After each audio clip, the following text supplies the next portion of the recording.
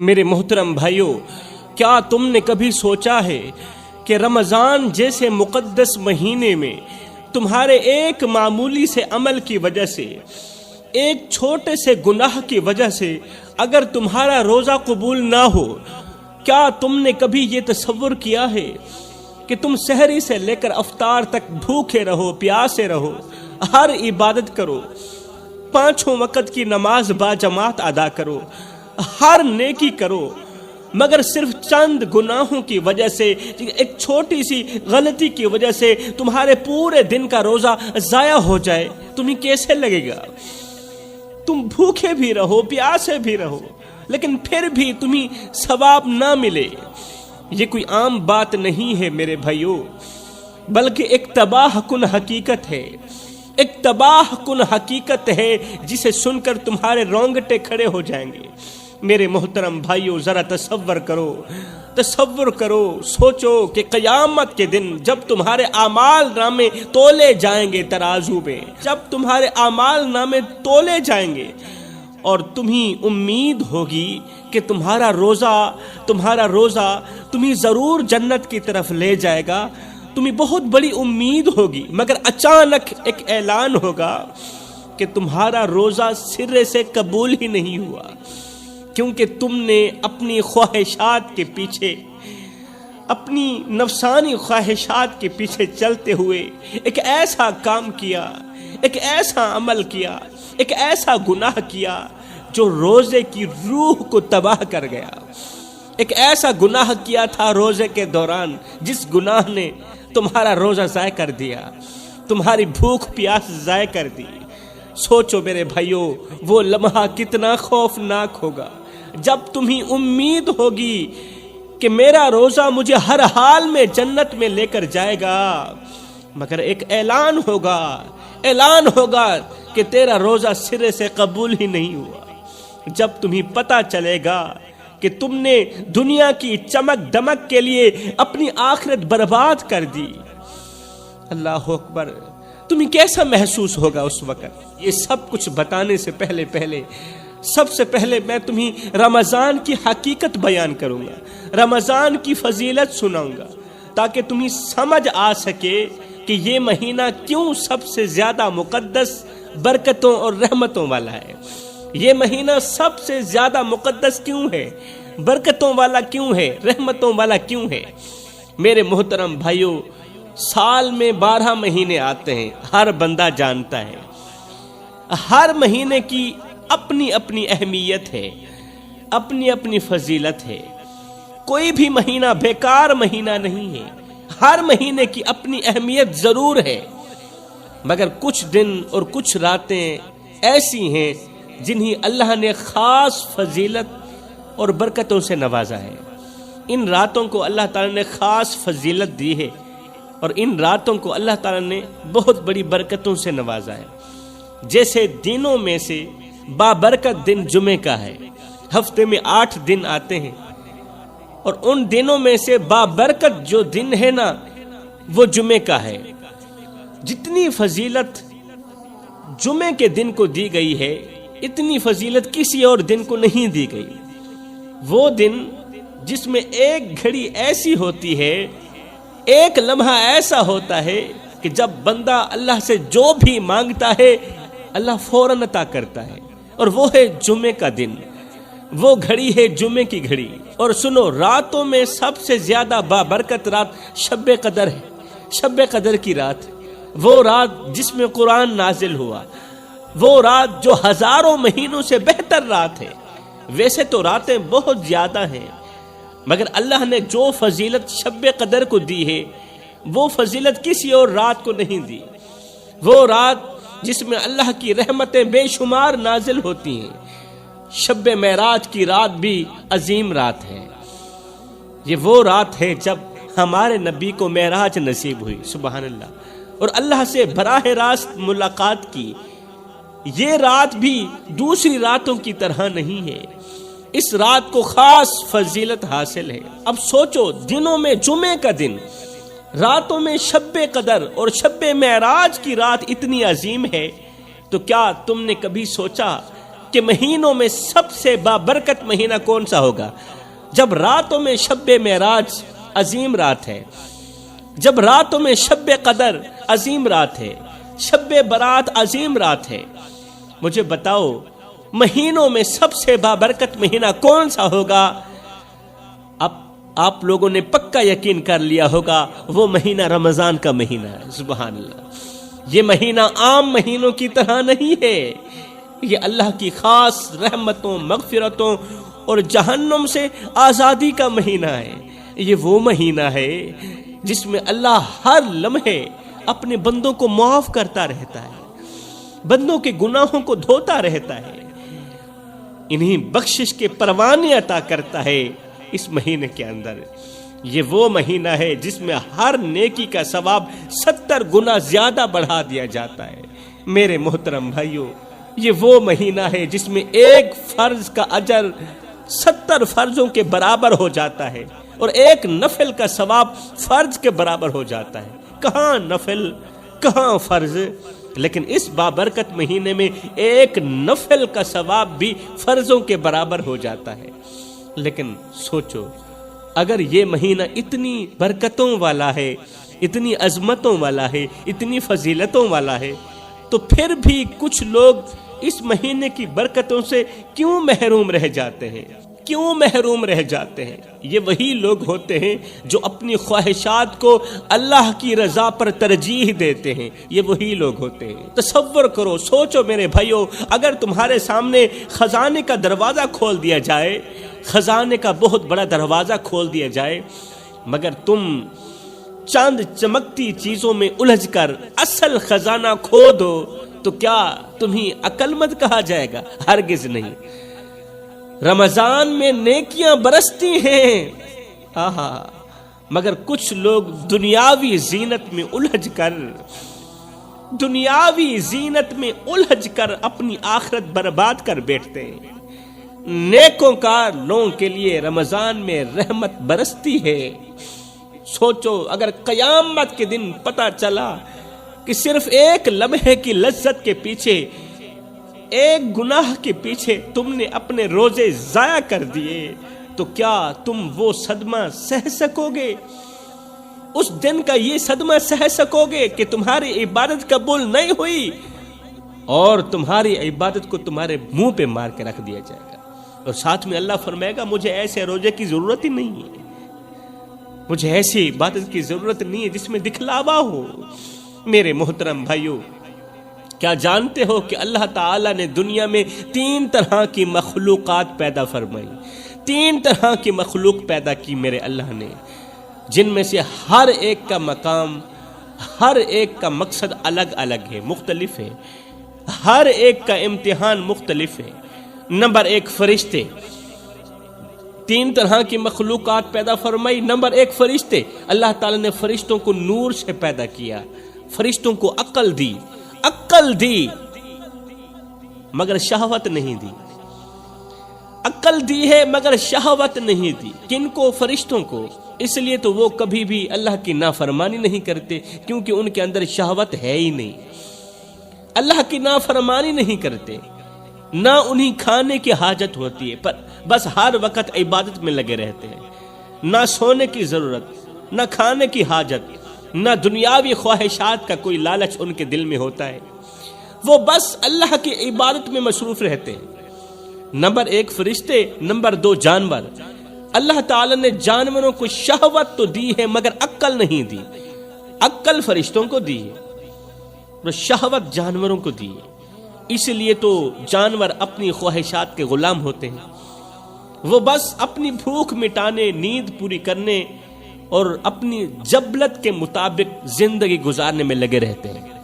وہ حلال و حرام کی تمیز نہیں کر پاتے، نہ انہیں نیکی اور بدی کی تمیز ہوتی ہے، نہ انہیں کسی چیز کا حساب دینا ہوتا ہے، حلال و حرام کی تمیز بھی نہیں کرتے، اس لیے کہ ان کے اندر سرے سے عقل رکھی ہی نہیں میرے اللہ نے، نہ وہ حلال و حرام کے فرق کو سمجھ سکتے ہیں۔ وہ جو دیکھتے ہیں وہی کر بیٹھتے ہیں، جو چاہتے ہیں اس کی پیروی کرتے ہیں، ان کا نہ کوئی مقصد ہے نہ کوئی امتحان، وہ صرف اپنی ضروریات کے ارد گرد گھومتے رہتے ہیں۔ کن کی بات کر رہا ہوں؟ جانوروں کی بات کر رہا ہوں۔ نمبر ایک فرشتوں کو اللہ نے عقل دی، شہوت نہیں دی۔ نمبر دو جانوروں کو اللہ تعالیٰ نے شہوت دی مگر عقل نہیں دی۔ نمبر تین انسان، اللہ تعالیٰ نے انسان میں عقل بھی رکھی ہے اور شہوت بھی رکھی ہے تاکہ وہ اپنی خواہشات پر قابو پا کر اللہ کی اطاعت کرے۔ اپنی خواہشات پر قابو پا کر انسان اللہ تعالیٰ کی اطاعت کرے، اللہ کی فرما برداری کرے اور خود فیصلہ کرے کہ اسے فرشتوں جیسا بننا ہے یا جانوروں جیسا بننا ہے۔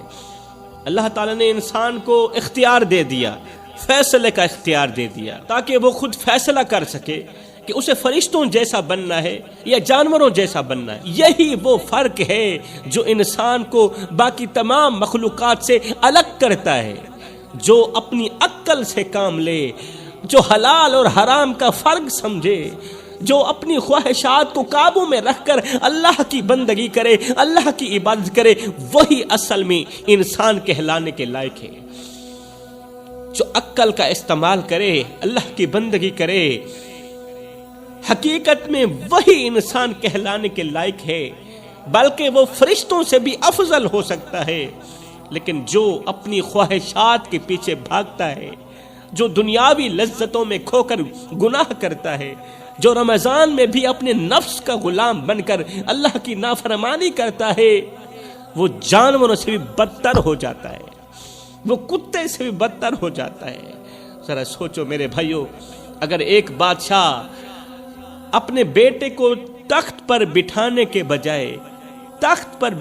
بجائے ایک بادشاہ اپنے بیٹے کو اپنے تخت پر بٹھانے کے بجائے اسے بے لگام چھوڑ دے اور وہ نشے، عیاشی اور بے راہ روی میں مبتلا ہو جائے، تو کیا وہ بادشاہ کا وارث بننے کے قابل ہوگا؟ ہرگز نہیں ہوگا۔ اسی طرح انسان اگر اپنی عقل کو چھوڑ کر خواہشات کے پیچھے چلنے لگے تو وہ اپنا مقام خود کھو بیٹھتا ہے۔ خواہشات کے پیچھے بھاگنے والا انسان اپنا مقام خود کھو دیتا ہے۔ اب فیصلہ تمہارے ہاتھ میں ہے کہ تمہیں اپنی عقل کو روشنی بنا کر اللہ کی قربت حاصل کرنی ہے یا اپنی خواہشات کے اندھیرے میں بھٹک کر جانوروں کے صف میں شامل ہونا ہے۔ یہ فیصلہ تمہارے ہاتھ میں ہے۔ جب اللہ تعالیٰ نے حضرت آدم علیہ السلام کو پیدا کیا اور فرشتوں کو حکم دیا کہ آدم کو سجدہ کرو، تمام فرشتے فوراً سجدے میں گر گئے، مگر ان میں سے ایک فرشتہ ایسا تھا جس نے سجدہ کرنے سے انکار کر دیا۔ وہ کون تھا؟ وہ تھا شیطان۔ وہ پہلا نافرمان تھا، پہلا سرکش تھا، پہلا وہ جس نے تکبر کیا اور کہا میں آدم سے بہتر ہوں۔ پہلا وہ تھا جس نے کہا میں آدم سے بہتر ہوں، کیونکہ اللہ تو نے مجھے آگ سے پیدا کیا اور آدم کو مٹی سے پیدا کیا، میں آگ سے پیدا کیا گیا، مٹی سے پیدا کیے گئے آدم کو کیسے سجدہ کر سکتا ہوں؟ میرے محترم بھائیو، ایک لمحے کے لیے سوچو، آج دنیا کے ہر انسان کو شیطان روکتا ہے کہ سجدہ نہ کرو، ایسا نا؟ دنیا کے ہر ایک انسان کو شیطان روکتا ہے کہ نماز نہ پڑھو، حق نہ بولو، سچ نہ بولو، نیکی نہ کرو، رمضان میں روزے نہ رکھو، گناہ کرو، خواہشات کے پیچھے بھاگو۔ آج ہر ایک انسان کو شیطان روکتا ہے، لیکن اس وقت شیطان کو کس نے روکا تھا کہ اللہ کی نافرمانی کر کے آدم کو سجدہ نہ کرو؟ اس وقت شیطان کو کس نے روکا تھا؟ حالانکہ شیطان سے پہلے تو کوئی شیطان نہیں تھا، آخر شیطان کو کس نے بہکاوے میں ڈالا تھا؟ اس وقت تو شیطان سے پہلے کوئی اور شیطان تھا ہی نہیں، تو پھر اسے کس نے بہکایا؟ اس وقت جس نے شیطان کو بہکایا وہ تھا اس کا اپنا نفس، ہاں وہی نفس جس کی آزمائش میں آج ہم سب مبتلا ہیں۔ اللہ تعالیٰ نے فرمایا بے شک نفس انسان کو برائی کی طرف لے جاتا ہے، مگر وہی کامیاب ہے جو اپنے نفس کو قابو میں رکھتا ہے۔ یہی رمضان کا اصل مقصد ہے میرے بھائیوں، نفس کو لگام دینا، اپنی خواہشات کو روکنا، اپنے اندر کے شیطان کو قابو میں کرنا، یہی انسان کی کامیابی ہے۔ میرے رسول کریم صلی اللہ علیہ وآلہ وسلم نے فرمایا روزہ ایک ڈھال ہے، جو انسان کو گناہوں سے بچاتا ہے. یعنی روزہ صرف کھانے پینے سے رکنے کا نام نہیں، بلکہ یہ اس بات کا امتحان بھی ہے کہ تم اپنے نفس پر قابو پا سکتے ہو یا نہیں. یہ اس بات کا امتحان بھی ہے. یہ وہ وقت ہے جب شیطان قید کر دیا جاتا ہے. شیطان قید کر دیا جاتا ہے، مگر پھر بھی کچھ لوگ نافرمانی کرتے ہیں، گناہوں میں پڑ جاتے ہیں، حالانکہ شیطان قید ہے. کیونکہ اب انہیں بہکانے والا کوئی اور نہیں، انہیں بہکانے والا ان کا اپنا نفس ہی ہوتا ہے.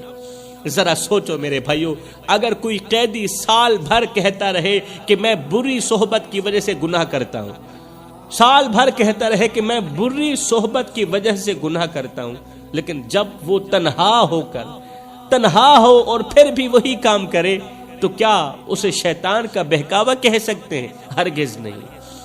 وہ اس کا اپنا کردار ہوتا ہے کہ وہ تنہائی میں بھی گناہ کر بیٹھتا ہے. بالکل ایسے ہی رمضان میں جب شیطان قید ہوتا ہے تو جو لوگ پھر بھی گناہ کرتے ہیں وہ ثابت کر دیتے ہیں کہ انہیں بہکانے والا شیطان نہیں، بلکہ انہیں بہکانے والا ان کا اپنا نفس ہی ہے. اب فیصلہ تمہارے ہاتھ میں ہے. تم اپنے نفس کو قابو میں رکھ کر شیطان کو شکست دینا چاہتے ہو، یا نفس کی غلامی میں آ کر اسی شیطان کے راستے پر چلنا چاہتے ہو. یہ فیصلہ آپ لوگوں کے اپنے ہاتھ میں ہے. جوانوں، سب کچھ کرنا، جو چاہے کر لینا، مگر یہ 3 گناہ کبھی نہ کرنا. یہ 3 گناہ تمہاری ہستی بستی زندگی کو جہنم بنا دیں گے، تمہاری راتوں کی نیند چھین لیں گے، تمہاری روح کو بے چین کر دیں گے. یہ 3 گناہ تمہارے دل کو ایسا خالی کر دیں گے، ایسا خالی کر دیں گے کہ دنیا کی کوئی خوشی اسے بھر نہیں پائے گی. تمہیں ایسا عذاب دیں گے، ایسا عذاب دیں گے کہ جیتے جی بھی مرنے کی خواہش کرو گے، جیتے جی مرنے کی خواہش کرو گے، مگر موت بھی تمہیں ترسا ترسا کر آئے گی. یہ 3 گناہ ایسے ہیں جس نے کیے وہ ہمیشہ پچھتایا، مگر پچھتاوا بھی اس کے کسی کام نہ آیا. آخر وہ کون سے 3 گناہ ہیں جو ہنستا بستا گھر اجاڑ کے رکھ دیتے ہیں؟ سنو، پہلا گناہ والدین کو دکھ دینا، ماں باپ کو دکھ دینا. یہ گناہ ایسا ہے جس نے کیا اس کی دنیا بھی اجڑ گئی اور آخرت بھی برباد ہو گئی. ماں باپ جن کے قدموں تلے جنت رکھی گئی، اگر ان کی بد دعا لگ جائے، اگر ماں باپ کی بد دعا لگ جائے تو نہ زمین پر سکون رہتی ہے، نہ آسمان سایہ دیتا ہے. ایک باپ کی محبت کو کون سمجھ سکتا ہے جو دن بھر دھوپ میں جلتا ہے، پسینے میں نہاتا ہے، اپنی سانسوں کو گروی رکھ کر اپنے بچوں کے لیے روٹی کماتا ہے، اور جب رات کو تھکا ہارا گھر لوٹتا ہے تو دروازے پر کھڑے معصوم چہرے دیکھ کر اپنی ساری تھکاوٹ بھول جاتا ہے. وہ اپنی خواہشیں دفن کر دیتا ہے، اپنی ضرورتیں قربان کر دیتا ہے. مگر جب وہی اولاد جوان ہو کر اسے بوجھ سمجھنے لگتی ہے تو کیا گزرتی ہوگی اس باپ کے دل پر. وہ جس نے انگلی پکڑ کر اسے چلنا سکھایا، آج وہی بچے اسے بے بس چھوڑ جاتے ہیں. کہنے کو ایک کمرہ، ایک چارپائی ہوتی ہے، مگر وہ تنہائی کا ایسا قبرستان بن جاتی ہے جہاں کوئی ہمدردی کی شمع جلانے والا نہیں ہوتا. بوڑھے باپ کی آنکھیں دروازے پر لگی رہتی ہیں، دروازے پر لگی رہتی ہیں بوڑھے باپ کی آنکھیں کہ شاید کوئی لوٹ آئے، شاید میرا بیٹا آ جائے، شاید کوئی حال پوچھنے والا آ جائے. مگر دروازہ ہمیشہ کے لیے بند ہی رہتا ہے، اور باپ کی آنکھیں خشک ہوتے ہوتے کسی بے جان پتھر کی طرح ویران ہو جاتی ہیں. پھر ایک دن وہ باپ خاموشی سے یہ دنیا چھوڑ کر چلا جاتا ہے. وہ جس کی ہنسی کبھی گھر کی رونق ہوا کرتی تھی، آج اس کے جنازے پر رونے والا بھی کوئی نہیں. کیا یہی صلہ ہوتا ہے ایک باپ کی قربانیوں کا؟ کیا یہی مقدر ہوتا ہے اس شخص کا جس نے ساری زندگی اپنی اولاد کے لیے اپنے آپ کو مٹا دیا؟ جوانوں، سب کچھ کرنا، ماں باپ کو دکھ مت دینا، اپنے والدین کے آگے اونچی آواز میں بات مت کیا کرو. جس دن یہ خاموش ہو گئے اس دن تم ان کی آواز سننے کو ترسو گے. فرمایا دوسرا گناہ زنا کرنا. یہ وہ گناہ ہے جو انسان کی دنیا و آخرت دونوں کو جلا کر راکھ کر دیتا ہے۔ جس نے ایک بار اس گناہ کی راہ پکڑ لی، جس نے ایک گناہ زنا کی راہ پکڑ لی، وہ چاہ کر بھی اس دلدل سے نہیں نکل سکا۔ یہ ایسا گناہ ہے جو انسان کو پہلے لذت کا دھوکہ دیتا ہے، مگر پھر بے سکونی، ذلت اور تباہی کی آگ میں جھونک دیتا ہے۔ کیا تم نے نہیں دیکھا وہ لوگ جو زنا کے بعد خوشی تلاش کرتے ہیں، زنا کے بعد خوشی تلاش کرتے ہیں، مگر ہر بار مزید بے چین ہو جاتے ہیں۔ ان کے چہروں پر ہنسی ہوتی ہے، مگر اندر سے وہ ٹوٹ چکے ہوتے ہیں۔ رات کی تاریکی میں کیے گئے گناہ جب دن کے اجالے میں ان کی قسمت جلا دیتے ہیں نا، تب سمجھ آتی ہے کہ انہوں نے اپنی روح کو ہمیشہ کے لیے بیچ ہی دیا۔ فرمایا سب کچھ کرنا، زنا نہ کرنا۔ تیسرا گناہ کسی مظلوم پر ظلم نہ کرنا۔ ظلم وہ آگ ہے جو پہلے دوسروں کی زندگیوں کو برباد کرتی ہے، پھر پلٹ کر ظالم کو ہی جلا کر راکھ کر دیتی ہے۔ یہ وہ زہر ہے جو خود پینے والے کو ہی اندر سے کھوکھلا کر دیتا ہے۔ جس نے ظلم کیا، چاہے زبان سے، چاہے ہاتھ سے، چاہے طاقت کے نشے میں، وہ کبھی چین کی نیند نہ سو سکا۔ تم نے نہیں دیکھا وہ لوگ جو دوسروں پر ظلم کر کے ہنستے ہیں، لیکن رات کے اندھیرے میں ان کا دل خوف سے لرز رہا ہوتا ہے، جو دوسروں کی عزت روند کر خود کو بادشاہ سمجھتے ہیں نا، مگر جب وقت کا پہیہ پلٹتا ہے تو وہی لوگ ذلت کی کیچڑ میں پڑے نظر آتے ہیں۔ اس لیے فرمایا سب کچھ کرنا، یہ تین گناہ کبھی نہ کرنا۔ اگر کرو گے تو یاد رکھنا تم تباہ و برباد ہو جاؤ گے، تم مٹ جاؤ گے۔ کبھی سوچا ہے کہ جب قیامت کے دن روزے دار جنت کے باب الریان دروازے سے گزر رہے ہوں گے تو اس وقت وہ شخص کیا کرے گا؟ وہ شخص کیا کرے گا جس نے جان بوجھ کر روزے چھوڑ دیے ہوں گے؟ ایک طرف روزے دار جنت کی طرف جا رہے ہوں گے، دوسری طرف وہ شخص کیا کرے گا جس نے جان بوجھ کر روزے چھوڑ دیے ہوں گے؟ وہ آنکھوں میں آنسو لیے حسرت سے انہی جنت میں جاتا ہوا دیکھے گا، مگر دروازہ اس کے لیے ہمیشہ کے لیے بند ہو چکا ہوگا۔ جنت کا دروازہ اس کے لیے ہمیشہ کے لیے بند ہو چکا ہوگا۔ رمضان ہر کسی کے نصیب میں نہیں آتا، رمضان مقدروں والوں کو نصیب ہوتا ہے، رمضان خوش قسمت لوگوں کو نصیب ہوتا ہے۔ دن میں 5 ٹائم نماز پڑھنے کی اپنی عادت بنا لے، صرف یہ سوچ کر کے کہ ہو سکتا ہے یہ اذان تیری زندگی کی آخری اذان ہو سکتا ہے یہ نماز تیری زندگی کی آخری نماز ہو سکتا ہے یہ روزہ، یہ رمضان تیری زندگی کا آخری رمضان ہو۔ اے بندے، اللہ جب ناراض ہوتا ہے روٹی بند نہیں کرتا، اللہ جب ناراض ہوتا ہے رزق بند نہیں کرتا، اللہ جب ناراض ہوتا ہے سورج کو حکم نہیں دیتا کہ فلاں شخص میرا نافرمان ہے، تیری کرنیں اس کے آنگن میں نہیں جانی چاہیے۔ نہ بندے نہ، اللہ جب ناراض ہوتا ہے تو سجدوں کی توفیق چھین لیتا ہے، اللہ جب ناراض ہوتا ہے تو یہ من اجڑ جاتا ہے۔ سید کو اتنا تو بتا دو، جس بندے کا من بھی اجڑ جائے اس کے پلے رہتا ہی کیا ہے؟